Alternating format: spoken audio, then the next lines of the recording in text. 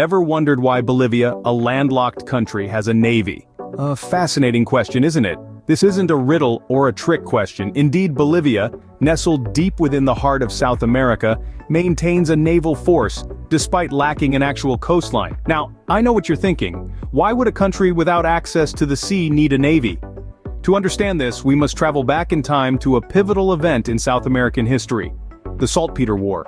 This was not just a war, but a turning point that would forever shape the destiny of three nations: Bolivia, Chile, and Peru. It was a battle over resources, territorial rights, and national pride. A conflict that would leave Bolivia landlocked, sparking a desire to reclaim its lost coastline that persists even today. Stay with us as we unravel the story of the Saltpeter War and Bolivia's navy. Let's dive into this fascinating tale of geography, history, and unresolved conflict. The roots of the conflict lay in the Atacama Desert, a gold mine of saltpeter. The Atacama Desert, a seemingly barren and inhospitable stretch of land, was far from devoid of value. Underneath its arid surface lay a treasure trove of saltpeter, also known as sodium nitrate. This compound was a key ingredient in the production of gunpowder and fertilizers, making it a highly sought-after resource during the late 19th century. The Atacama, straddling the borders of Bolivia, Peru, and Chile, was a hotbed of economic opportunity. The desert's rich saltpeter deposits were a source of great wealth, but also a catalyst for growing tensions among these nations. The question of who held the rights to this saltpeter gold mine was a contentious one, and the stakes were high. The wealth generated by saltpeter was significant. It was a pillar of the global economy, fueling industrial growth and agricultural development. Nations with access to saltpeter had a crucial advantage on the world stage, and the Atacama Desert was one of the few places where it could be found in abundance. As the global demand for saltpeter soared, so did the tensions among Bolivia, Chile, and Peru. Each nation had a vested interest in the Atacama and its wealth. This triangular relationship was fraught with territorial disputes, economic rivalries, and diplomatic standoffs. The saltpeter mines became a symbol of national pride and economic prosperity, but also a source of deep-seated resentment and suspicion. The situation was further complicated by foreign interests. British and American companies had significant investments in the saltpeter industry, adding another layer of complexity to this already volatile situation. These foreign powers had their own agendas, and their involvement only served to stoke the fires of conflict. In the heart of the Atacama Desert, the stage was set for a dramatic showdown. The saltpeter mines, a symbol of wealth and power, were about to become the focal point of a bitter dispute. A dispute that would ignite a war and forever change the political landscape of South America. The stage was set for a conflict that would reshape the map of South America. In 1879, the simmering tensions boiled over into war. The South American Saltpeter War, or the War of the Pacific as it's also known, was not an overnight eruption. It was a conflict years in the making, fueled by a complex blend of territorial disputes, economic interests, and political maneuverings. Let's take a step back and look at the events leading up to the war. On one hand, you had Chile, a young but ambitious nation that saw the saltpeter-rich Atacama Desert as a golden opportunity. On the other hand, you had Bolivia and Peru, two countries that were not about to let their natural wealth be plundered without a fight. In the midst of this were British investors who owned a significant portion of the saltpeter mines. They were keen on protecting their interests and played a pivotal role in escalating tensions. They lobbied heavily for the Chilean government to assert control over the disputed areas, knowing full well that it could lead to war. Meanwhile, border disputes between the nations were reaching a fever pitch. Bolivia, in a move that would ignite the war, increased taxes on a Chilean mining company operating in what Chile believed was their territory. Chile saw this as a direct violation of a treaty signed between the two nations and responded swiftly by occupying the disputed territory. The initial stages of the conflict were marked by a series of naval and land battles. Chile, having a superior navy, was successful in establishing a blockade on Bolivia and Peru's ports, thus cutting off their sea trade routes. However, on land, the war was much more balanced, with both sides trading victories and defeats. Underneath all the politics and battles, the real prize was the Atacama Desert, a desolate stretch of land that held a treasure trove of saltpeter. It was a resource so valuable that nations were willing to go to war for it. The war had begun, and the stakes were high.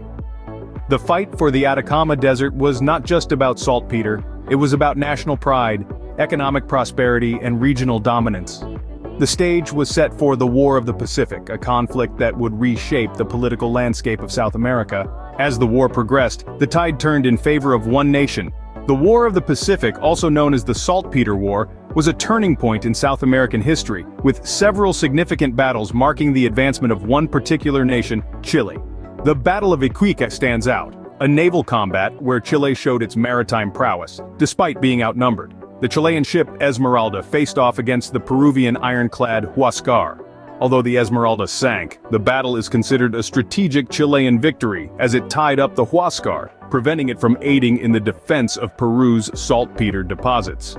In the following months, Chile's military successes continued to pile up.